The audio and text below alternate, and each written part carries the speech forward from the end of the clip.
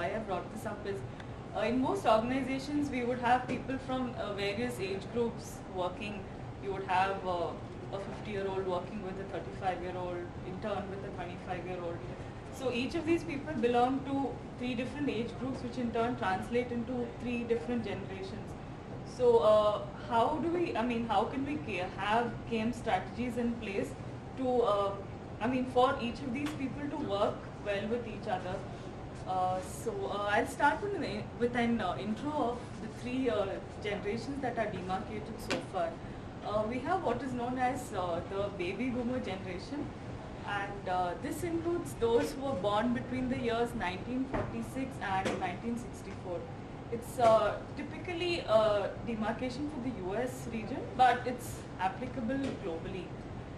The next would be Generation X, which includes those born between the years 1968 and 1979. And this is again applicable globally. And we have what are known as the millennials or Gen Y. And this is anyone born between the years 1979 and 1994. So typically these are the generations that are demarcated so far. And this is a prediction of the workforce growth rate for a 10-year period, that is between the years 2004 and 2014. So what we can see from here is that in the 25 to 54 age group, we see they predict a 0.3% growth rate, and 55 and older a 4.1% growth rate in the workforce for that age group. So what this really means is we would have an issue of the aging workforce. We would have a lot more people in the older age group who would retire, and then they would take away a lot of knowledge with them. So we need to find ways of capturing this knowledge before they retire. Some implications for knowledge management. Like I mentioned, when the baby boomers retire, how is it that we're going to capture knowledge from them? And there are certain characteristics typical of Gen Y also. They have a very high comfort level with various technologies, and also they are highly collaborative, whether in person or online.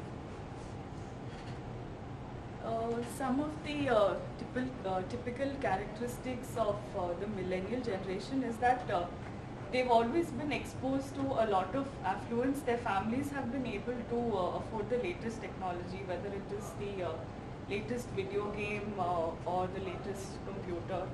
And typically, I'll give you an example of the video game. When you play the game, you get the score immediately.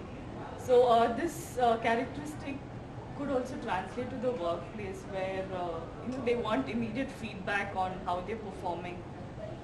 Also, they are more open to interaction using the various online tools like internet forums, blogs, wikis, and the various social networking sites.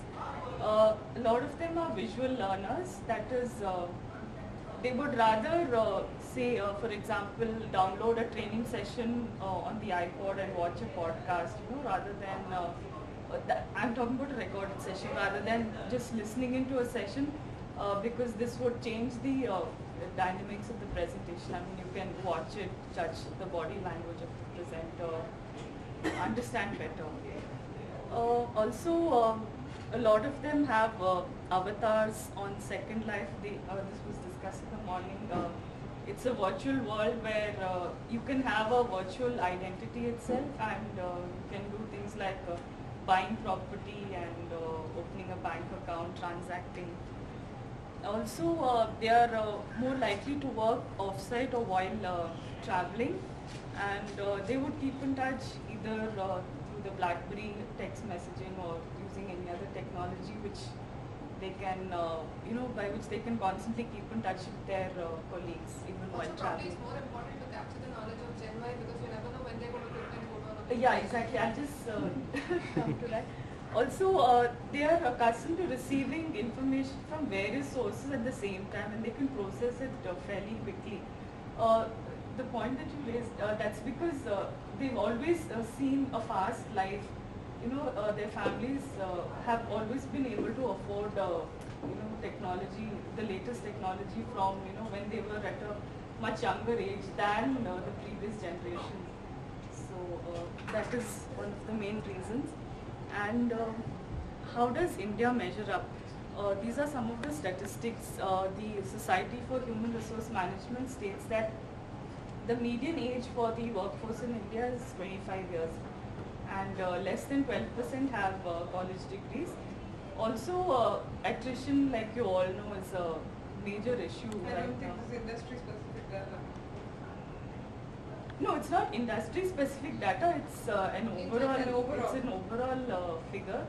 But I mean, generally we have a lot of attrition which is going on, basically because there are so many jobs available, and because of which, a lot of freshers are offered a lot. I mean, salaries disproportionate to their skill sets. And another thing is that. Currently, we have a very young workforce, and India would enter into something that is known as the demographic window, and this is a time when we would have a lot of, older people in the workforce. Like say our generation. In the year 2050, that's when it's predicted that we would have this demographic window. It's a term used to describe the period after which we would have this aging workforce issue. That is, a lot more people in the older bracket who would in turn retire. But India is in a better position to face such a situation, because we would be prepared to capture a lot of knowledge before we actually face such a Or situation. have population on our side. No, I think, like putting in KM strategies in place, I think we would have, we would be better prepared, because we've got a lot of time, till 2050. Comparatively, I mean, if you compare with China, it's predicted that China would reach this demographic window in 2050.